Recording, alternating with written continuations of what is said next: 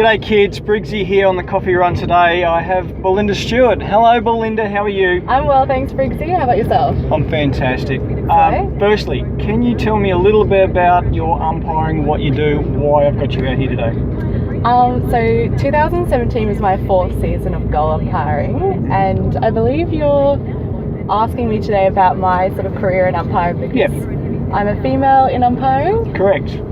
And you just want to know a little bit about that? Yeah, I mean it is male dominated. Obviously, first it's been a male dominated sport for a while now with the AFLW just being introduced, but through the umpiring ranks I've noticed there's a lot of male umpires as well. So just wanted to gauge what it's like being a female in that environment and how do you find it? Are there more of them, etc.?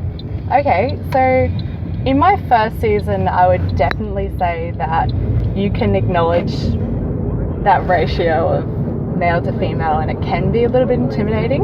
Yeah. But that being said, like I've come from a family of, I've got 2 older brothers that have pushed me around the AFL fields forever, so I'm kind of used to that context. Yeah. And even irrespective of that, like everyone at umpiring at community, state and AFL level really make sure that you feel supported and welcomed. Yeah, cool. So into that environment. That's a good message for those who probably don't have brothers, haven't gone into around the footy field before, and first to newcomers to the game. So it's actually a pretty good message just to say that the guys are obviously inclusive of everybody. Everyone's a person regardless of male or female. So that's really cool. Yeah, I'd actually say that like since that first season, like being a female in umpiring makes you feel incredibly powerful. Yeah, cool. Yeah, like when you have a decision on the line and you know exactly what it is, and you have a 6 foot tall full forward and a 6 foot tall full back arguing above you, and you know exactly what it is, and you can just deliver your signal and you just feel unstoppable. So do you ever get scared though? Like I know there have been cases where umpires have been taken out by a couple of forwards running forward. We won't mention who that we can think of, but do you ever get scared, or do you, obviously the coaches prepare you to be in the right position so you don't get in that scenario? Yeah, so mainly as long as you have been coached in that way, and usually they make sure that that does happen before you get out there. Yep. I've only had a few sort of run-ins with players, and most of the time it's just when they're a little bit clueless as to where you are. So as long as you're vocal and as long as you're a strong presence, usually you don't really have any problems. True. But sometimes it can just happen and you just got to get up and put a brave face on and pretend it didn't happen. Yeah. Facilities wise, that's probably the other one I wanted to get to. A lot of clubs these days in the AFL Queensland are actually pushing more into getting facilities updated, not just for the umpires, but obviously you have female facilities. How do you find that a bit daunting? You rock on in, you've got 5 or 6 other blokes with you. What's your take on that? I think initially, like when I first went to training, it would just be you just are ready to go like in your gear before you get there, so it wasn't really a problem. But AFL Queensland, both the umpiring ranks and the grounds around Queensland have worked really hard to make sure that there are sufficient resources and facilities available to women. Yeah. And we can thank AFL Women's and that development for that. But yeah, it's irrespective, like the guys give you a space and they're all really welcoming and it's fine. Yeah, so, cool. Yeah. And you speak about AFL Women.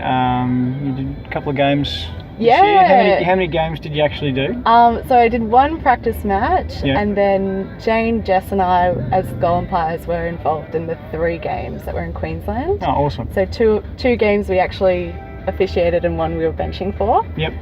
But yeah, that was an amazing experience. It was so cool, like having the atmosphere and having like the TV sort of side of things, and like seeing yourself on Facebook when you come home from the game, and it was really, really awesome. I'm so thankful for that. Yeah, cool.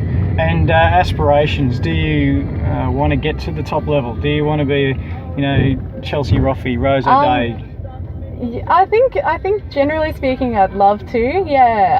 I was lucky enough when I was at youth girls tournament last year in Melbourne. I was coached by Chelsea. Yep. And this year I was sent to the under-18 women's in Sydney for the first instalment, which we were talked to by Rose, and at the Gold Coast for the second instalment, where we were talked to by Sally. So I've had a really good access to understand what it's like to be a female at the top level. Yeah. And yeah, it's really compelling, and I think it's something that I think everyone should be aspiring to if you're in umpiring, that you want to get that to that top level, because it just seems so phenomenal, and it is accessible if you work hard. I guess a lot of people don't understand is that umpiring is just as competitive to try and get to that top level as it is a player. Yeah, I find great difficulty explaining that to my friends. They sort of just think that I just go out on the weekend to some random field and just blow a whistle, even though I don't even do any of that. Yeah. But yeah, it's definitely its own beast, and it's something that you can do really well in, and you get a lot of opportunities to set goals and reach goals. It is funny, you talk about, you work as a team, but at the end of the day, actually, it is weird where it comes back to it is your individual performance. Coaches say to you, you can control what you can control, but you've still got to work as a team. Obviously, players need to do that as well, particularly if they want to get a top, senior spot. People would gauge getting a grand final as the highest they can do. But I guess it's a weird perspective, I suppose, that you don't represent a state, you represent almost by yourself, aren't you? But again, it puts you in a really sort of niche, powerful position. Where you're supported along the way by a whole community of people at AFL umpiring, and largely most of the players as well really get behind you. So you have that, and then you get to be in yourself, in your own shoes, and because you've had all of that lead up in that team environment, being on your own is fine. You just, it sets you up to be really powerful, I think. How hard do you reckon you've got to train, pre-season and during the season? Pretty hard. Before I started umpiring, I kind of had a loose idea that you would need to train. I didn't think you need to train as much as we do. As a goal umpire, and I know we've talked to Rochi about the goal umpire diet. I do bang on about that a fair bit, but you're right, you've got to be fit, and I guess if you're fully fit, towards the end of the game, you don't have to think about, I've got to get to this next decision or anything like that. You just assume that you will. You know you can. Yeah, exactly. So if you're fit, you mentally it's going to help you out. So obviously you need to do a fair bit of training, probably not as much as what the field and boundary umpires need to do. Oh, they're just weapons. Yeah. Well, umpiring, that's another awesome thing about it. You get free PT, and you get these goals from that format of umpiring that if you're going on a jog yourself, you wouldn't have that same motivation. I myself wouldn't. Whereas you're better off training in a team environment. Yeah. I will edit a fair chunk of this, so it's all good. Cool. Now, if I take this in, this will get us into the city, won't it? Yeah. Because I'm kind of just been winging it for a bit. All good. All right, well, Belinda, thank you very much for joining me on the coffee run today.